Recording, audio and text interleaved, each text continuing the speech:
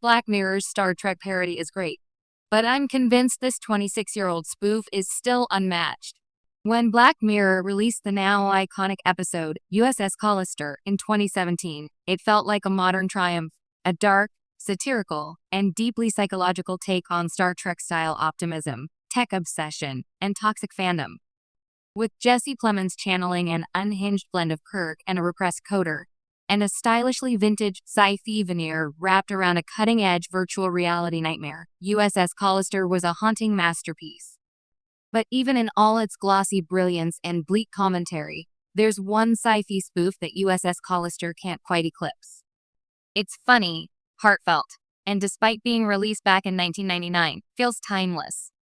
I'm talking about Galaxy Quest, the Star Trek parody that boldly went where no comedy had gone before, and arguably hasn't been matched since. Yes, Black Mirror's take is genius, but Galaxy Quest is lightning in a bottle. The parody that respects what it spoofs. One of the standout differences between USS Callister and Galaxy Quest is tone. Black Mirror, ever the cynic, paints the Star Trek-like universe as a prison, a fantasy used to mask one man's insecurity and power hunger. It's brilliant, but brutal. The in-universe crew is trapped, desperate, and fearful. It flips Star Trek on its head, not just by reimagining its structure, but by exposing how dangerous nostalgia can become in the wrong hands. Galaxy Quest, on the other hand, loves what it's parodying. The crew of the in-universe show Galaxy Quest may be washed-up actors, jaded and bitter at sci-fi conventions, but their journey becomes one of rediscovery and growth. The aliens, who mistake the show's episodes for historical documents, are earnest and hopeful. By the end, Galaxy Quest becomes more than a parody. It becomes an affectionate tribute to the power of stories and the fans who believe in them. Where USS Callister is satire with a serrated edge, Galaxy Quest is comedy with a heart. Casting that elevates comedy to art. It's no small feat that Galaxy Quest assembled a cast that could juggle absurdity, sincerity, and science fiction. Tim Allen, Sigourney Weaver, Alan Rickman, Tony Shalhoub, and Sam Rockwell all play roles that could have easily slipped into caricature. Instead, they find humanity in the ridiculous. Rickman's Shakespearean frustration, Weaver's meta-take on being the token woman on the bridge, Rockwell's expendable crewman paranoia, it all sings. Compare that to USS Callister, where Jesse Plemons gives a chillingly perfect performance, but where the rest of the crew often serve as narrative victims more than fully fleshed-out characters. While compelling, they feel like passengers in a story about someone else's breakdown. Galaxy Quest's ensemble is the story. Each character arcs.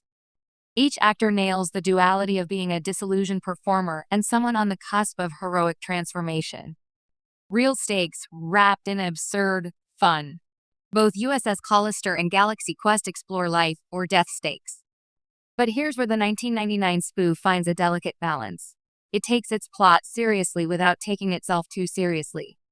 The Thermians' naivete, the actors' desperate improvisation, and the space opera absurdities like pushing a giant gelatinous alien through a ship's ducts all work because Galaxy Quest knows where to draw the line between parody and plot.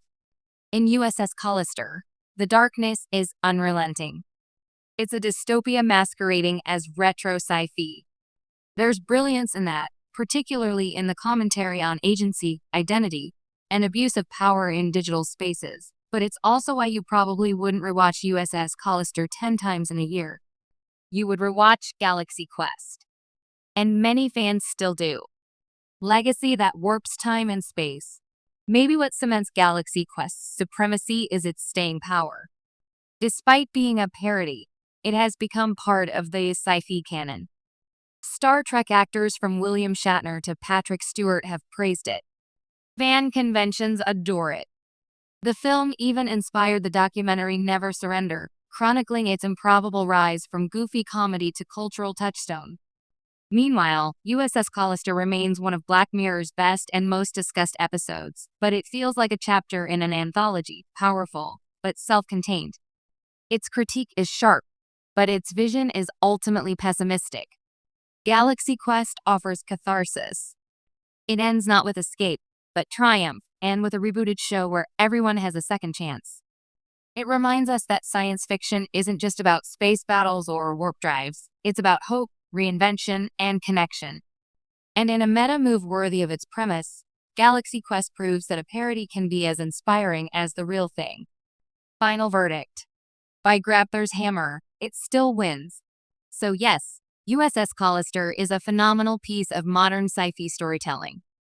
It's haunting, hilarious in parts, and disturbingly insightful. But Galaxy Quest remains the gold standard for a Star Trek parody because it doesn't just mock, it uplifts. It reminds fans why they fell in love with shows like Star Trek in the first place, even while it pokes fun at every cliché. And it does all of this while being outrageously entertaining. In a genre that often forgets how to laugh at itself, Galaxy Quest never stopped believing. And that's why, 26 years later, it still beams to the top.